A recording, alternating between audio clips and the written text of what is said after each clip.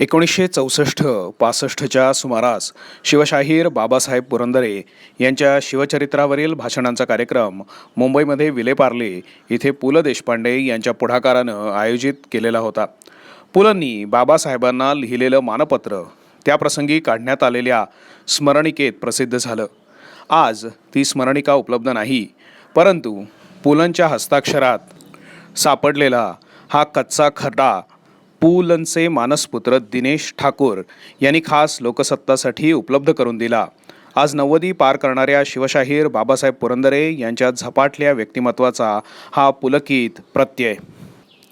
श्रीयुत बळवंत मोरेश्वर तथा बाबा पुरंदरे यांसी शिवराय मंडळाच्या सदस्यांचे आणि हितचिंतकांचे सादर प्रणाम. आपणास मनापासून जी गोष्ट मानवत नाही ती आज आम्ही करत असल्याबद्दल प्रथम आपली क्षमा मागतो. आपल्या स्नेहाचा मान लाभलेले आम्ही आपले सवंगडी आहोत.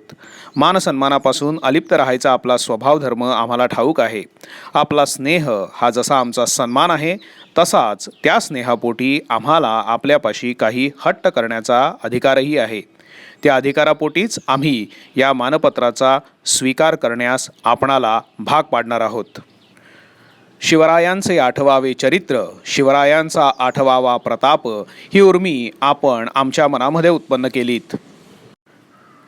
जिथे कोणी कोणाचा नाही या भावनेपरती दुसरी भावना निर्माण होत नाही अशा या अफाट मुंबई शहरात आपण शिवरायांचं चरित्र आमच्या समोर उलगडून दाखवलं आणि आमची अंतःकरणं एका अलौकिक आणि चैतन्यमय बंधानं एकत्र आणलीत. कैलासापासून ते कन्याकुमारीपर्यंत पसरलेल्या या अफाट देशाला आपण सारे एका नात्यानं, पावित्र्याच्या एकाच कल्पनेनं बांधलेले लोक आहोत.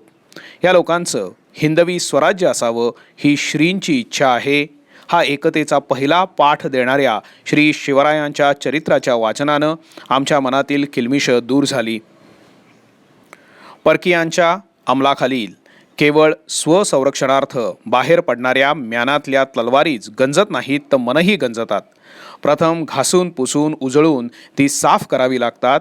ही मनं उजळली की मनगटं उफाळतात.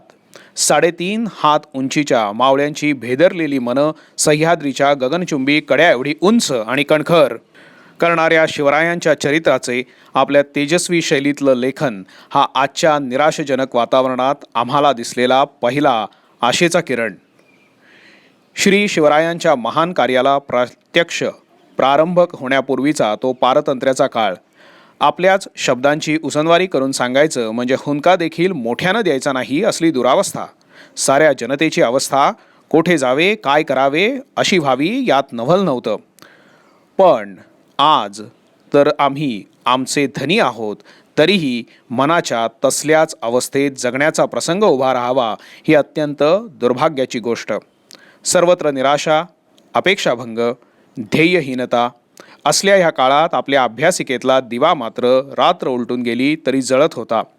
भोवती महागाईची खाई पेटलेली, पण आपण पानात पडलेल्या चतकोराला पक्वान्न मानून शिवचरित्राच्या लेखनात रंगलेला होतात. जिथे जिथे श्री शिवरायाचे चरण उमटले त्या त्या ठिकाणची यात्रा करीत होतात. जीवाची तमा न बाळगता गडकोट चढत होतात. शिवचरित्राच्या ध्यासात रानावनातल्या काट्याकुट्यांची आपल्या पायदळी जणू मखमल होत होती. भीषण रात्री, पावसाळी वादळे, अंगी चिकटून रक्त शोषण करणाऱ्या जळवा यांची तपा न बाळगता शिवकालातला एखादा शिलालेख, एखादा कागद, एखादी नोंद, नाणं, एखादं शिवकालीन शस्त्र नव्हे, जिथे या हिंदवी स्वराज्यासाठी देहाची चाळण केलेल्या शिलेदार बारगिरीच्या रक्ताचा थेंब सांडलेला असेल तिथली माती भाळी लावण्यासाठी आयुष्याची थोडकी नव्हेत तर 20 वर्ष आपण एखाद्या परिव्राजकाच्या निष्ठेनं हिंडत राहिलात. बाबासाहेब असल्या या तपश्चर्येतून निर्माण झालेलं आपलं शिवचरित्र मुळातच ओजस्वी, हिऱ्यासारखं लखलखणारं. या हिऱ्याला आपल्या तफपूत प्रतिभेचे अलौकिक कौंदण लाभलेलं आहे. आपण स्वतः इतिहासकार न म्हणता बखरकार म्हणवता, विद्वान न म्हणवता शाहीर म्हणवता, पण इतिहास म्हणजे केवळ तपशिलांची जंत्री नव्हे. इतिहासानं देशाचं शील दाखवावं, केवळ तपशील नव्हे. शिवरायांच्या स्मरणानं आपल्या भावना उफाळून येतात. ज्यांची अंतःकरणं पूर्वजांच्या उपकारांची कृतज्ञता स्मरतात ती उफाळून येणारच. शिवचरणांच्या स्पर्शानं पुनीत झालेल्या कड्या कपाऱ्यांच्या दर्शनानं जी अंतःकरणं उचंबळून येत नाहीत त्यांच्या दुर्भाग्याची त्या दगडी कडे कपाऱ्याही कीव करीत नसतील. पण आपल्या भावनांना शास्त्र काट्याची कसोटी लागलेली असते. निरूपणामागे खात्री पुराव्यांचे आधार असतात. प्रतिभेचे वारू सत्यावरची मांड सोडून उधळत नाहीत. प्रतिभेला परिष्करणाची जोड आहे. प्रज्ञेची धगधगती ज्वाला आहे. आपण शिवरायांच्या ठिकाणी सश्रद्धा आहात, अंधश्रद्धा नाही. आणि म्हणूनच आजच्या युगातही आमच्या अंतःकरणाला स्पर्श करून जाते ते शिवचरित्रातील अंतर्यामीचे तत्व, लढायांचा तपशील नव्हे.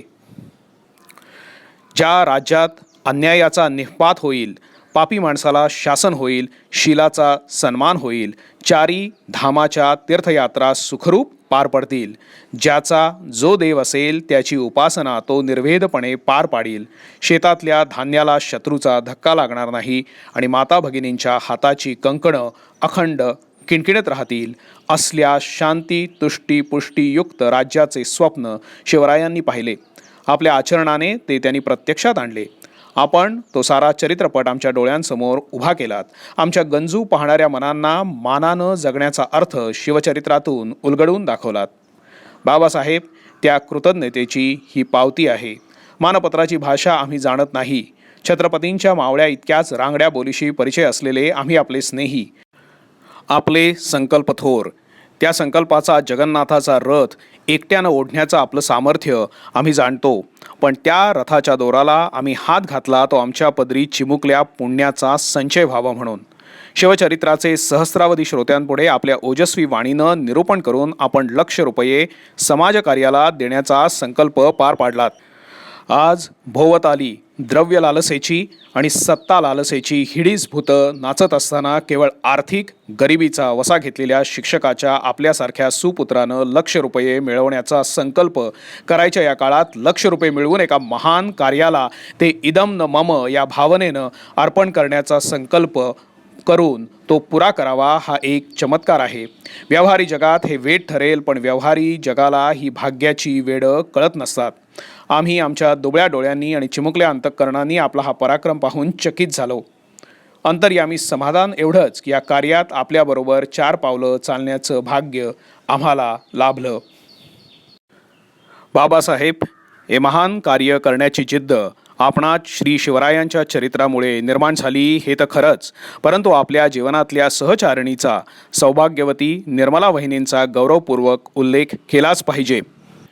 यज्ञकर्म हे यजमान आणि यजमान पत्नी दोघांनी जोडीनं केलं तरच सफल होतं. आपण मांडलेल्या शिवचरित्राच्या वाग्यज्ञातले आपल्या सहज धर्मचारिणीचे स्थान फार मोठे आहे. आपला यज्ञ निर्वेद चालावा म्हणून विकल्प निर्माण करणाऱ्या कुठल्याही प्रसंगाची झळं आपणापर्यंत पोहोचू न देण्याचं सौ निर्मला वहिनींचं कार्य हे या यज्ञातल्या संरक्षक देवतेसारखं आहे अशी आमची मनोमन धारणा आहे. आणि म्हणूनच हे मानपत्री त्यांना आमचे लक्ष प्रणाम. बाबासाहेब, महन मंगल कुलस्वामिनी श्री जगदंबेच्या चरणी आमची शेवटी एकच प्रार्थना, आपणा उभयतांना आणि आपल्या सुकन्या सुपुत्रांना उदंड यश आणि दीर्घ आयु आरोग्य लाभो. आपल्या महान कार्यात आम्ही सहाय्य ते कसले करणार, पण शिवचरित्राच्या कार्यविषयक चाकरी सांगावी आम्ही इमानानं पार पाडू असे अभिवचन देतो. आम्हा साक्षात रोहिडेश्वराची आण. सेवा करावया लावा देवा हा योग्य चाकर. लोकसत्ता, रविवार 29 जुलै 2012.